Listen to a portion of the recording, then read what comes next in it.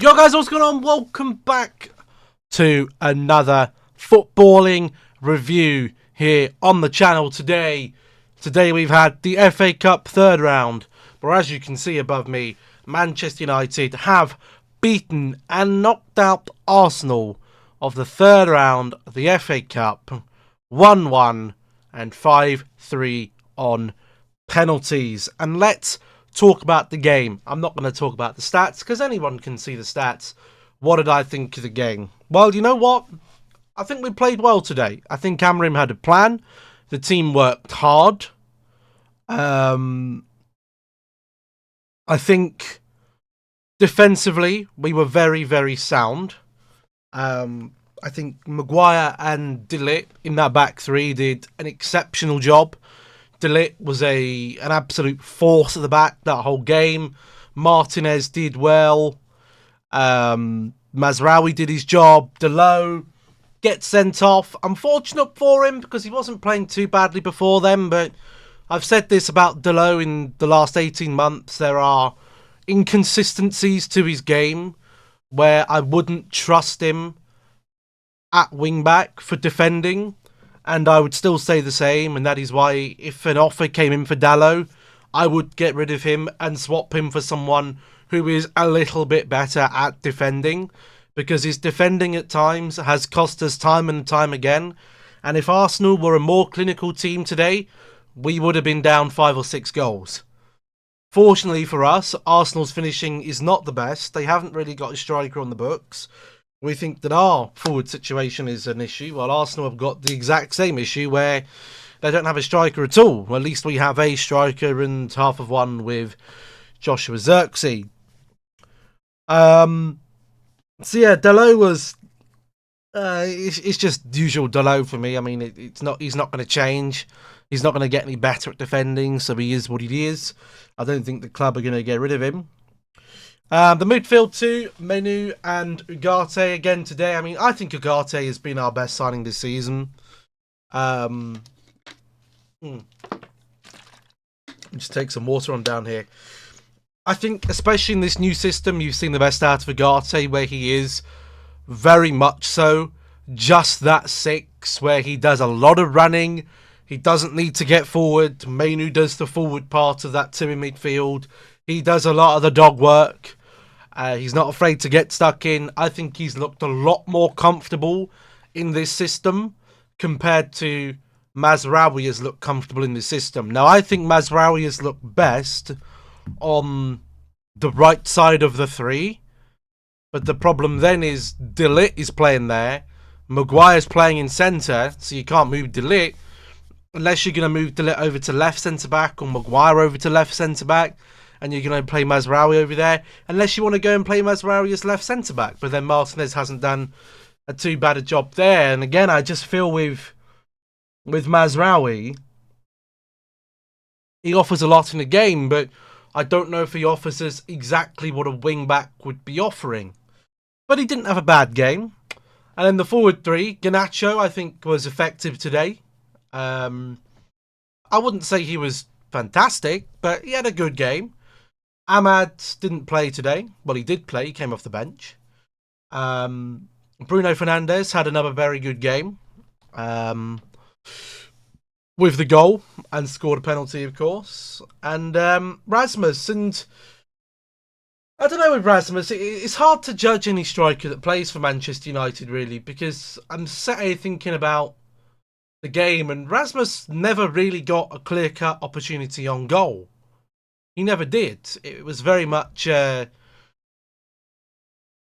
graveyard shift for him, I suppose you could call it. And I don't really think that will change with this system, because I think until we have 2 wing-backs that are proficient in keeping the width and putting a ball in, in for one of the forward 3, which I don't think Dalot or Mazraoui are that great at doing.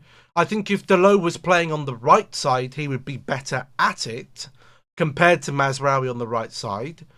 But I think if you had better wing-backs, especially on the left-hand side, you would see a bit more maybe attacking runs from Rasmus Højlund. But again, he didn't get a goal today. Apparently he hasn't now scored in 7 games. But that's not to say that I'm going to write him off.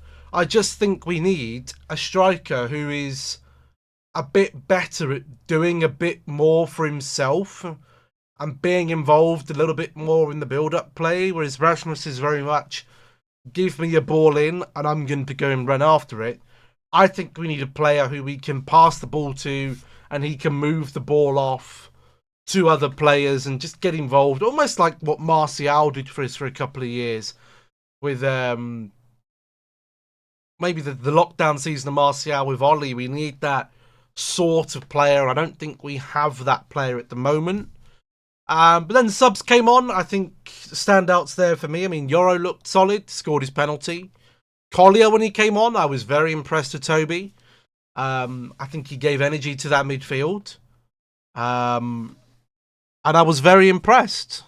Will we be looking for a loan for him this season, for the last 6 months this year? I don't know. The same to be said about Amas. Are we going to be learning out Amas, or are they both just going to be sitting rotting in the under-23s? I mean, Collier's already come up to the first team, so I don't know what's going to happen there, but I would like to see him given some minutes because I think he can do a job. Is he going to be good enough for a regular starter for Manchester United?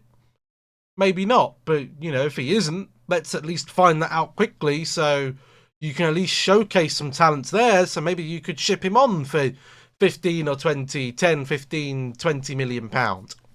Either on a loan to the Championship next year and then sell him, or give him the minutes. If you're not going to give these young players minutes, they need to be out on loan.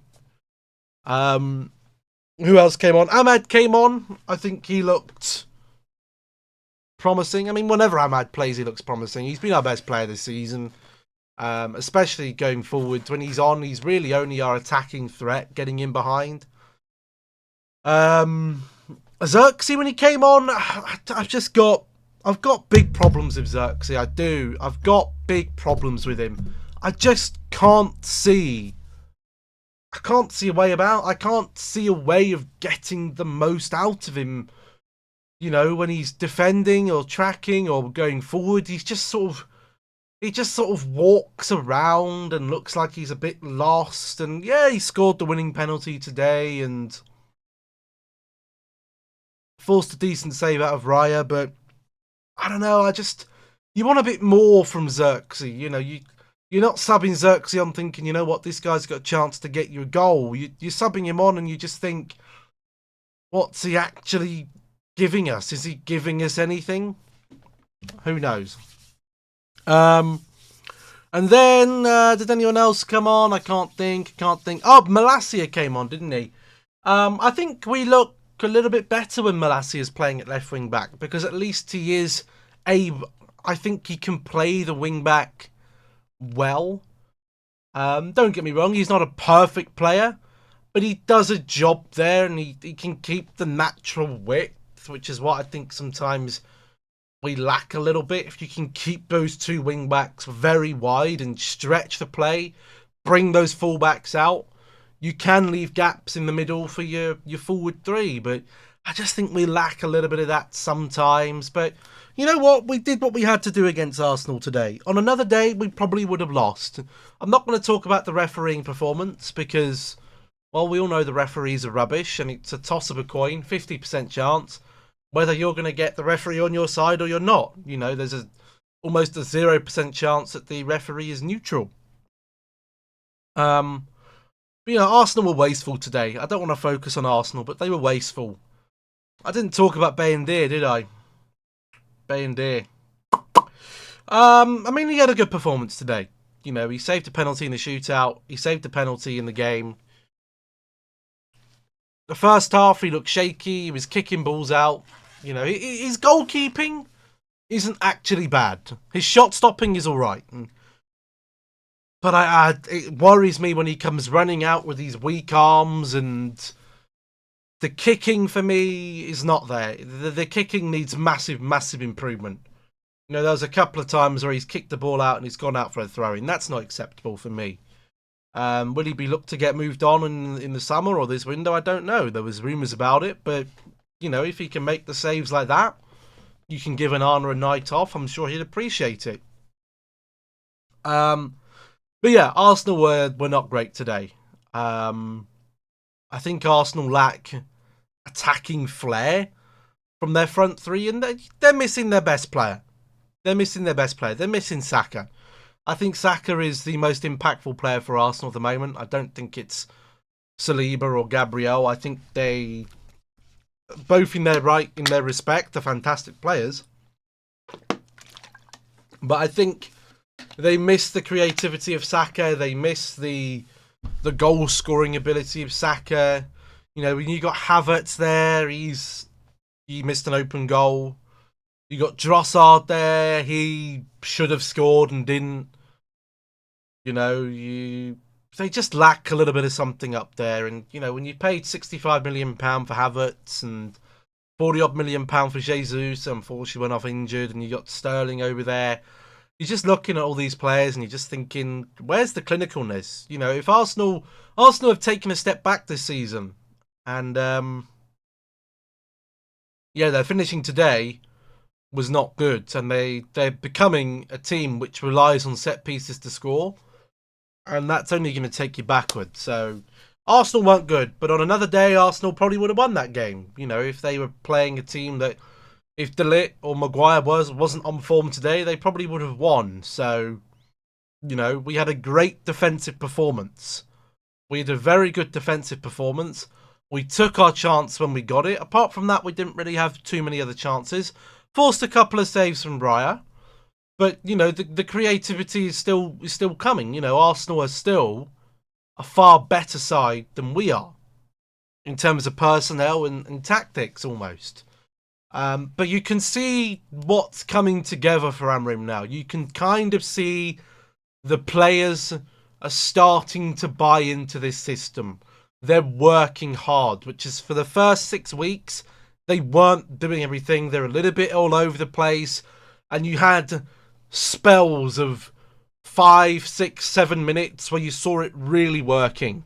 And now you're starting to see that come through more. And you're starting to see Maino and Ugarte working more in that midfield. You're getting the best out of Bruno Fernandes, which is, I think, on the left-hand side of the attacking 210s. I think that's his best position, with Ahmad over on the other one. But yeah, I'm starting to see things coming together. Things are not perfect. They're far from perfect. There are still things, you know, I don't think we create enough chances, and we're not going to win every game. But we're playing like we did against Liverpool, and playing like we did against Arsenal tonight. You would hope that we'd be able to at least secure Premier League football for next year, which really is what the target is. You know, when you're only 6 points above the drop zone, you need to be looking at not domestic cups or European cups. You're looking at staying in the league, because the ramifications financially for not being in the Premier League would be too much for us to handle. But yeah, next Premier League game, Southampton, I think, right? Pretty sure it's Southampton. Let me just have a quick check. Pretty sure it is Southampton, I read. Yeah, Southampton Thursday night at 8 o'clock. So I'll be live for that over on Twitch to do a live reaction. So if you want to watch that, make sure you're coming over to Twitch. Link for that is in the description down below. We've got Leicester in the next round. Ruud van Nistelrooy got Leicester at home, so fingers crossed that should be a fairly straightforward game. But that's all my thoughts about the match today, ladies and gents. If you do have any opinions on the game, drop them in the comments down below. I do read and try to respond to every comment if there's a response that I can think of and it's not silliness. And if there's any good questions down there, I might even answer them in the next review. So thank you all very much for watching. I will see you all next time. Goodbye.